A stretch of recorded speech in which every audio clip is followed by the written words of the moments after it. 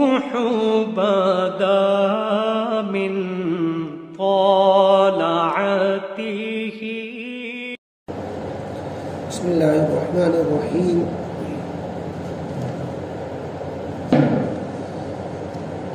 سورہ بقرہ کے بعد سورہ آل عمران شروع ہوئی تھی. تیسرے پارے میں 9ویں رکوع پر سورہ آل عمران کا پہلا رکوع چل رہا ہے. 5 آیات گزری ہیں. آیت نمبر 5 کے بعد ہے هو الذی یصورکم فی الارحام کیف یشاء. اعوذ باللہ من الشیطان الرجیم. بسم اللہ الرحمن الرحیم. هو الذی یصورکم فی الارحام کیف یشاء لا الہ الا هو العزیز الحکیم. هو الذي أنزل عليك الكتاب منه آيات محكمات هن أم الكتاب وأخر متشابهات فأما الذين في قلوبهم زيغ فيتبعون ما تشابه منه ابتغاء الفتنة وابتغاء تأويله وما يعلم تأويله إلا الله والراسخون في العلم يقولون آمنا به كل من عند ربنا وما يذكر إلا أولو الألباب. صدق اللہ العظیم. اوپر کی آیتوں میں اللہ تعالیٰ کی وحدانیت کا بیان تھا اور اللہ تعالیٰ کی توحید کو عقلی اعتبار سے بھی اور دیگر آسمانی کتابوں کے حوالے سے بھی ذکر کیا گیا تھا. اور پچھلی کتابوں سے یہ بات بھی ثابت ہو گئی کہ توحید ایسی حقیقت ہے جو ہر زمانے میں رہی ہے, سارے پیغمبروں کی بنیادی دعوت رہی ہے. پھر اللہ کی قدرت کو اور اللہ تعالیٰ کی ان صفات کو ذکر کیا گیا جو صرف اللہ ہی میں پائی جاتی ہے. حی ہے, قیوم ہے, حکمتوں والا ہے, عزیز ذو الانتقام ہے. تو جو یہ صفات جو اللہ رب العزت نے کسی بھی مخلوق میں نہیں رکھی بلکہ ساری مخلوقات کو زندہ کرنے والا وہی ہے جو ہمیشہ سے زندہ ہے, ہمیشہ زندہ رہے گا. سب کو بقا دینے والا, تھامنے والا, زمین و آسمان کو تھامنے والا وہ اللہ ہے جو کسی اور کا یہ کام نہیں. تو لہذا کسی اور مخلوق کو, مخلوق کے کسی بھی فرد کو خدا کے مقام پر پہنچا دینا, خدا کہنا یا خدا کا بیٹا کہنا یا خدا کا شریک کہنا, یہ اللہ کے ساتھ ناانصافی ہے اور اللہ رب العزت کی معرفت سے جہالت ہے. اللہ کی ذات کو جانے, اللہ کے ساتھ کوئی کسی کو شریک نہ بنائے. آج کی آیتوں میں اللہ تعالیٰ نے مزید اللہ نے اپنی صفات کا ذکر فرمایا ہے اور قرآن کریم میں جو آیات آئی ہیں ان کی کچھ تفصیل بیان کی ہے. یہ بات کل آ چکی ہے کہ نبی کریم علیہ السلام کی خدمت میں عیسائیوں کا ایک وفد جو تقریباً 60 افراد پر مشتمل تھا اور وہ مذہبی بحث کرنے کے لیے اور امور مذہبی چیزوں کے حل کرنے کے لیے آیا ہوا تھا. کئی دن اس نے مدینے میں قیام کیا. نبی کریم علیہ السلام سے اس نے مختلف موضوعات پہ گفتگو کی. اس میں عیسیٰ علیہ السلام کی ذات کو لے کر کے انہوں نے اپنی باتیں رکھی, جس میں ایک بات یہ تھی کہ چونکہ عیسیٰ علیہ السلام بغیر باپ کے پیدا ہوئے ہیں لہذا اب ان کا باپ تو اللہ ہی کہلائے گا, لہذا وہ اللہ کے بیٹے ہوئے چونکہ ان کا کوئی باپ تو نہیں ہے. آپ بھی کہتے ہیں کہ اللہ تعالیٰ نے مریم کے پیٹ سے ان کو پیدا کیا ہے اور مریم کا کوئی شوہر نہیں, لہذا عیسیٰ علیہ السلام کو کوئی باپ نہیں. جب کوئی باپ نہیں تو ہم ان کو اللہ کا بیٹا کہتے ہیں, تو کہاں غلط کہتے ہیں. یہ انہوں نے اپنی دلیل رکھی. تو یہاں پر جو آیت نمبر 6 ہے اس میں اللہ تعالیٰ نے انسانوں کو یا مخلوق کو پیدا کرنے کی جو صفت ہے اللہ کی اس کا ذکر فرما کر کے اس انداز سے ذکر فرمایا کہ جو عیسائیوں کا شبہ تھا اس کا قلقمہ ہو گیا. اللہ تعالیٰ نے یوں فرمایا کہ اللہ اپنے علم و حکمت کے مطابق اپنے کمال قدرت سے جس کو جیسا جس طرح چاہتا ہے ماں کے پیٹ سے اس کو پیدا کر دیتا ہے. بغیر ماں کے پیٹ کے بھی انسان کو وجود بخش دیتا ہے. پیٹ میں کسی بھی مخلوق کا نقشہ بنانا, اس کو مذکر بنانا, مؤنث بنانا, خوبصورت بنانا, بدصورت بنانا, جیسا اللہ تعالیٰ پیدا کرنا چاہتا ہے پیدا کر دیتا ہے. ایک پانی کے قطرے ناچیز کو کتنی پلٹیاں دے کر کے مرحلہ وار گزار کر کے آدمی کی صورت انسان کو عطا فرماتا ہے. اگر کوئی انسان غور کرے کہ ہم سب اس دور سے گزر کر آئے ہیں کہ اللہ تعالیٰ نے انسان کو جو پیدا کیا ہے ماں کے پیٹ سے، ماں کے پیٹ میں انسان کی صورت جو اللہ بناتا ہے، کروڑوں اربوں خربوں انسان دنیا میں آ رہے ہیں، لیکن کسی بھی دو انسان کی صورت ایک طرح نظر نہیں آتی.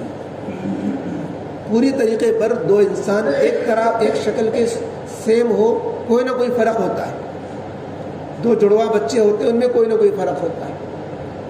تو اللہ رب العزت کی یہ تنہا یہ ایک صفت کہ اللہ انسانوں کو کیسی کیسی صورتوں میں ڈھالتا ہے کہ ہر انسان کی ایک الگ ڈائی بنا رکھی اور دو صورتیں یکساں نہیں ہوتی. یہ اللہ کی قدرت کو سمجھنے کے لیے اتنی بات بھی کافی ہے کہ اللہ تعالیٰ کی قدرت کو اور اللہ کی ذات کو. اب اللہ نے جو یہ بات فرمائی کہ یصورکم فی الارحام کا ایک ایشا کہ اللہ تعالیٰ ماں کے پیٹوں میں تمہیں جیسے چاہتا ہے ویسی تمہیں صورت عطا فرما دیتا ہے. کیف یشاء، جیسے اللہ چاہتا ہے. اب جیسے اللہ چاہتا ہے یعنی اللہ کی قدرت سے کوئی چیز باہر نہیں. عام تو اللہ تعالیٰ کا معمول تو یہ ہے، یعنی اللہ کی عادت تو یہ ہے کہ باپ کے ذریعے سے ماں کے پیٹ میں نطفہ قرار پاتا ہے، پھر اسی کی صورت گری ہوتی ہے، اور پھر 9 مہینے کے بعد یہ جتنا اللہ ماں کے پیٹ میں رکھنا چاہتا ہے اس کے بعد اس کا وجود ہوتا ہے. لیکن اللہ رب العزت اس طریقے کا نہ محتاج ہے اور نہ اللہ اس کا پابند ہے کہ باپ کے نطفے کے ذریعے سے ہی انسانوں کو وجود بخشے. اللہ اس کا پابند بھی نہیں، اللہ اس کا محتاج بھی نہیں ہے، نعوذ باللہ. کیونکہ اللہ تعالیٰ کی قدرت جیسے اللہ چاہے ویسا کر سکتا ہے. اللہ تعالیٰ نے آدم علیہ السلام کو بغیر ماں کے بغیر باپ کے وجود بخشا، سب کے سامنے ہے. حضرت حوا کو صرف آدم سے مذکر سے بغیر کسی ماں کے وجود بخشا. اللہ نے نمونہ ظاہر کرنا چاہا تو حضرت عیسیٰ علیہ السلام کو بغیر باپ کے محض ماں سے وجود بخش دیا، اور باقی دنیا میں کائنات میں جتنے انسان ہیں ان کو ماں اور باپ دونوں کے ذریعے وجود بخشا.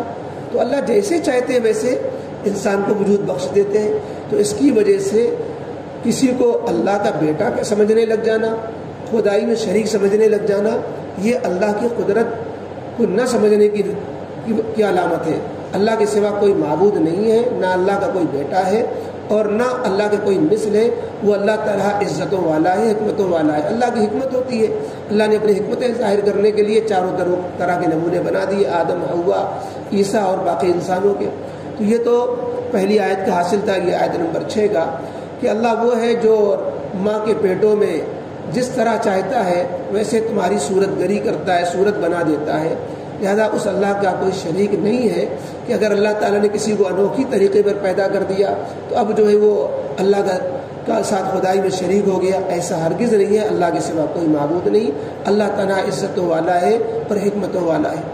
آگے اللہ رب العزت نے جو آیت نازل فرمائی اس کو سمجھنے کے لیے پھر سے ہمیں عیسائیوں کے ایک دوسرے اعتراض کو ذہن میں رکھنا پڑے گا. عیسائیوں نے اپنے تیر کا آخری ترکش، اپنے ترکش کا آخری تیر حضرت عیسیٰ علیہ السلام کو اللہ کا بیٹا ثابت کرنے کے لیے اور خدائی کے درجہ مقام دینے کے لیے دلیل کے طور پر کہا کہ آپ کی کتاب میں اور پچھلی کتابوں میں عیسیٰ علیہ السلام کے لیے لفظ آیا ہے کلمۃ اللہ، وہ اللہ کا کلمہ ہے، اور روح من اللہ، وہ اللہ کی جانب سے ایک روح ہے. تو یہ روح من اللہ، کلمۃ اللہ، یہ الفاظ بتلا رہے ہیں کہ عیسیٰ علیہ السلام جو ہے اللہ کے خاص کلمہ ہے اور اللہ کی روح ہے. تو لہذا عیسیٰ علیہ السلام عام انسان نہیں ہے. تو اس پر اللہ تعالیٰ کی طرف سے آیت جو نازل کی گئی اس میں پہلے تو ایک حقیقت کو بیان کیا گیا اور اسی سے پھر عیسائیوں کے اس دلیل کا جواب بھی اسے پوری طریقے پر آ جاتا ہے اور ان کی کجروی بھی سامنے آتی ہے جنہوں نے روح من اللہ اور کلمۃ اللہ اس طرح کے الفاظ سے جو قرآن میں یا دیگر کتابوں میں آسمانی میں آئے ہیں اس سے جو دلیل پکڑتے تھے ان کا جواب بھی آ گیا ہے اور ان کی کجروی بھی سامنے آ گئی. اللہ نے فرمایا کہ اللہ کی طرف سے جو آیتیں کتاب اللہ میں نازل ہوئی ہیں وہ آیتیں 2 قسم کی ہیں. آیات محکمات، آیات متشابہات، تھوڑا علمی مسئلہ ہے۔ اس کو آپ یوں آسان کرنے کے لیے سمجھیں کہ اللہ نے کائنات میں جو حقیقتیں رکھی ہیں جن کو محسوس کیا جاتا ہے وہ دو قسم کی ہیں۔ ایک تو وہ ہے جو آسانی سے عقل ان کو قبول کر لیتی ہے اور انسان کے فہم سے بالا تر نہیں ہے، لیکن کچھ ایسی بھی چیزیں ہوتی ہیں جو انسان کی عقل سے ماورا اور بالا تر نظر آتی ہیں، انسان کے لیے سمجھنا اس کا مشکل ہو جاتا ہے۔ اب اللہ کی وحدانیت اور اللہ کی معرفت، اللہ کی وحدانیت یعنی اللہ کا وجود اور اللہ کی وحدانیت، یہ بہت آسانی سے انسان کو سمجھ میں آ جاتا ہے۔ کائنات میں پھیلی ہوئی چیزیں، دلیلیں اس کے سامنے جب گزرتی ہیں، اس کے دل کے اندر جو باتیں آتی ہیں اس سے سمجھ لیتا ہے کہ اللہ ہے تو کوئی ذات اور وہ اللہ ایک ہی ہے، تو اللہ کی وجود و وحدانیت کو آسانی سے انسان سمجھ لیتا ہے۔ لیکن اللہ کی ذات کی حقیقت، پھر اللہ کی صفات کی ماہیت اور اس کی حقیقت اور اس کی تہ تک پہنچنا، اگر اس میں انسان پڑ جائے اس کی کھود کرید میں تو عقل کی حیرانی کے سوا اس کے کچھ پلے نہیں پڑتا اللہ کی صفات میں۔ اسی طریقے سے اللہ رب العزت نے کلام پاک میں جو آیتیں نازل فرمائی ہیں اس میں کچھ آیتیں جو اصل اصول ہیں اور جو انسانوں کی ہدایت کے لیے، ان کی رہنمائی کے لیے آئی ہیں، جو قرآن کی اصل بنیادی آیات ہیں، انہیں آیات محکمات کہا جاتا ہے، جس میں احکام اور اعمال اور ہدایت کی چیزیں بیان کی گئی ہیں۔ ان کا سمجھنا تو بالکل آسان ہے، عمل کرنا بھی آسان ہے، اس سے ہدایت حاصل کرنا بھی آسان ہے، لیکن اللہ رب العزت نے اپنے ہی اس کی کتاب کے اندر کچھ ایسی حقائق کا ذکر آیتوں میں کیا ہے کہ ان کے ظاہری معنی تو سمجھنا ٹھیک ہے، ظاہری معنی تو انسان کر لے رہا ہے، سمجھ لے رہا ہے، لیکن اس کی حقیقتوں تک پہنچ جانا، یہ دنیا کی زندگی میں، دنیا میں رہتے ہوئے آخرت سے پہلے تو اس کا سمجھنا مشکل ہے۔ اب مثلا اللہ رب العزت کے لیے کہا گیا کہ اللہ نے عرش بنایا، پھر یہ فرمایا کہ ثم استوى علی العرش، پھر اللہ عرش پر قائم ہو گیا، عرش پر جلوہ فگن ہو گیا۔ تو اب کیا شکل ہے، عرش کیسا ہے اور عرش پر اللہ کیسے تشریف فرما ہے، اس کی نوعیت کو سمجھنے بیٹھ جائے تو عقل کی حیرانی کے سوا کچھ ہاتھ نہیں لگے گا۔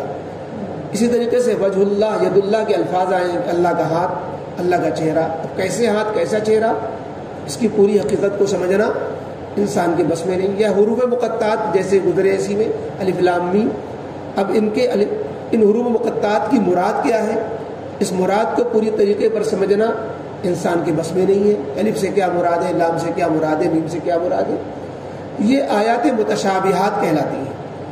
اب اللہ تعالیٰ نے فرمایا کہ جو کجرو لوگ قسم کے ہوتے ہیں، اہل باطل ہوتے ہیں، فرقہ پرست ہوتے ہیں، فتنہ پرور ہوتے ہیں، اور وہ فتنہ و فساد پھیلانا چاہتے ہیں، لوگوں کو رائے حق سے ہٹانا چاہتے ہیں، ان کی نفسیات یہ ہوتی ہیں کہ دلیلوں کو چنتے ہیں آیات متشابہات سے۔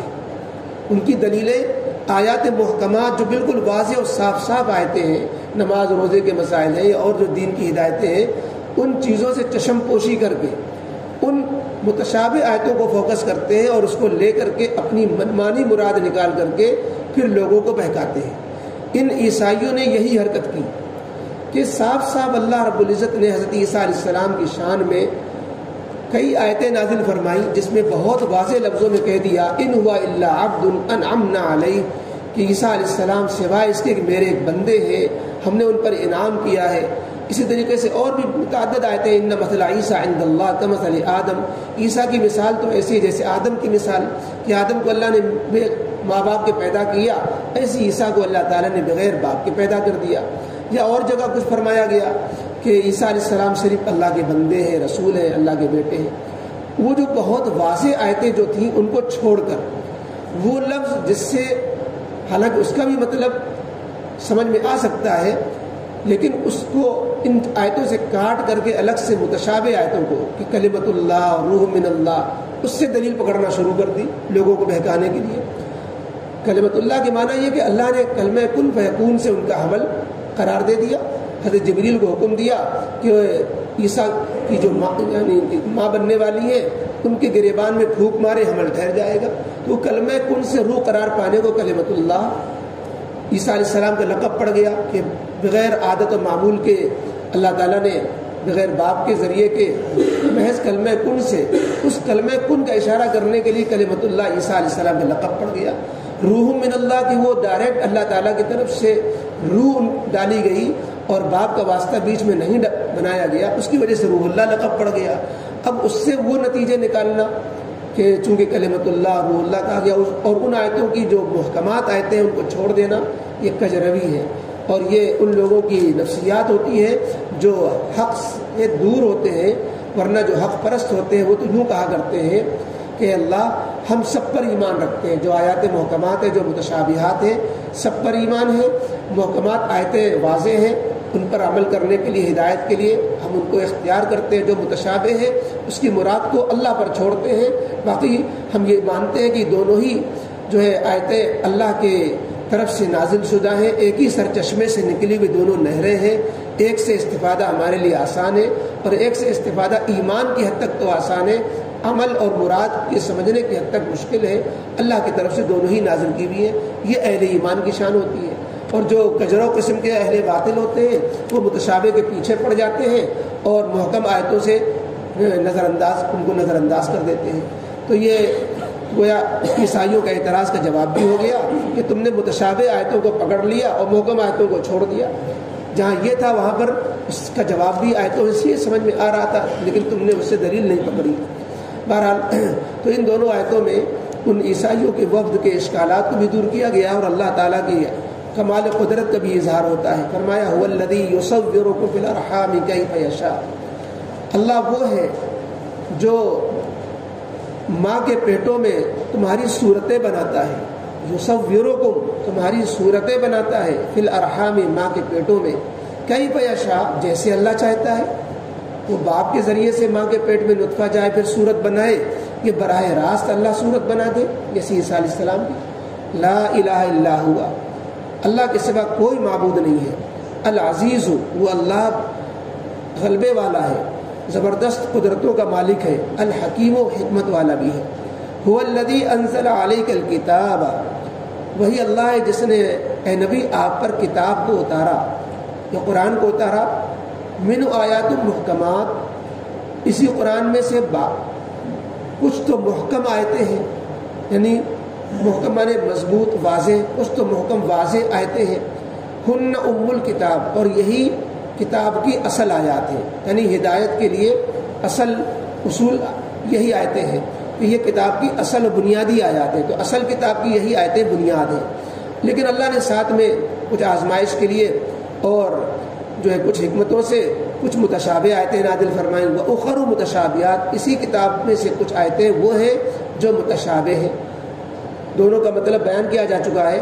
محکم آیتیں وہ ہیں جن کی مرادیں معلوم ہیں, جس کا سمجھنا آسان ہے, اور متشابہ آیتیں وہ ہیں جن کی یا تو مراد معلوم نہیں ہے یا مراد یقینی طور پر نہیں معلوم ہے, احتمال کے درجے میں معلوم ہے.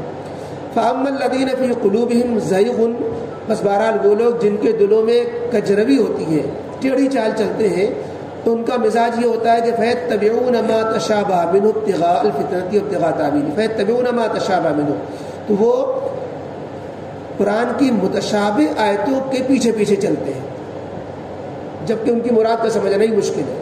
اور وہ اصل بنیادی آیات ہدایت کے لیے نہیں ہے, بلکہ وہ دوسری حکمت سے نازل ہوئی ہے. ابتغاء الفتنہ, وہ متشابہ آیتوں کے پیچھے پیچھے کیوں چلتے ہیں, متشابہ آیتوں کی پیروی کیوں کرتے ہیں؟ ابتغاء الفتنہ, گمراہی پھیلانے کے لیے, لوگوں کو اپنا منمانی مطلب نکال کر کے لوگوں کو گمراہ کرنے کے لیے. وہ ابتغاء تعویلی, اور اس کی منمانی تعویل تلاش کرنے کے لیے. منمانی مطلب کہ جستجو کے لیے یہ حرکت ان کی ہوتی ہے کہ متشابہ آیتوں کو لیتے ہیں اور محکم آیتوں کو چھوڑ دیتے ہیں. وما یعلم تاویلہ الا اللہ, حالانکہ متشابہ آیت کے معنی کی تعویل اور اس کے مطلب, اس کی مراد کو نہیں کوئی جانتا الا اللہ, سوائے اللہ کے.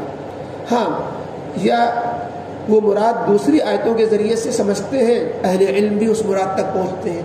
اسی لیے آگے آیا والراسخون فی العلم, کہ اللہ جانتا ہے, یا علم میں پختہ کار لوگ اس مراد کو جان لیتے ہیں. اور والراسخون فی العلم کا تعلق آگے والی آیت سے جوڑ ہو سکتا ہے, اور اللہ پر رکنا ضروری ہو جائے تو مطلب ہوگا کہ اس کے مطلب کو اللہ کے سوا کوئی نہیں جانتا. کیونکہ باقی جو اہل علم, جو کامل اہل علم بھی ہوتے ہیں, وہ صرف یہی کہتے ہیں والراسخون فی العلم یقولون, اور علم کے مضبوط علم والے بھی اتنا ہی کہتے ہیں آمنا بھی، کہ ہم تو پورے قرآن پر ایمان رکھتے ہیں۔ کل من عند ربنا، ساری آیتیں یہ ہمارے رب کی طرف سے نازل شدہ ہیں، اور دونوں آیتیں اللہ کی، دونوں قسم کی آیتیں اللہ کی طرف سے ہیں، چاہے ہمیں اس کی مراد معلوم ہو چاہے اس کی مراد ہمیں معلوم نہ ہو۔ وما یذکر الا اولو الالباب، اور نہیں نصیحت اور سمجھ حاصل کرتے مگر وہ جو عقل سے کام لیتے ہیں، عقل والے ہیں۔ الحمد للہ رب العالمین، والصلاة والسلام علی رسول محمد وآلہ وصحبہ اجمعین۔ ربنا لا تزغ قلوبنا بعد إذ هديتنا وهب لنا من لدنك رحمة إنك أنت الوهاب۔ ربنا إنك جامع الناس ليوم لا ريب فيه إن الله لا يخلف الميعاد۔ ربنا عليك توكلنا وإليك أنبنا وإليك المصير۔ ربنا أتمم لنا نورنا واغفر لنا إنك على كل شيء قدير۔ اللهم افتح مسامع قلوبنا لذكرك وطهر قلوبنا عن غيرك ونور قلوبنا بنور معرفتك وأصلح لنا شأننا كله ولا تكلنا إلى أنفسنا طرفة عين۔ اللهم إن قلوبنا ونواصينا وجوارحنا بيدك لم تملكنا منها شيئا، فإذا فعلت ذلك بنا فكن أنت ولينا وأهدنا إلى سواء السبيل۔ اللهم من أحييته منا فأحيي على الإسلام، ومن توفيته منا فتوفه على الإيمان۔ وصلى الله تعالى على خير خلقه محمد وآله وصحبه أجمعين برحمتك يا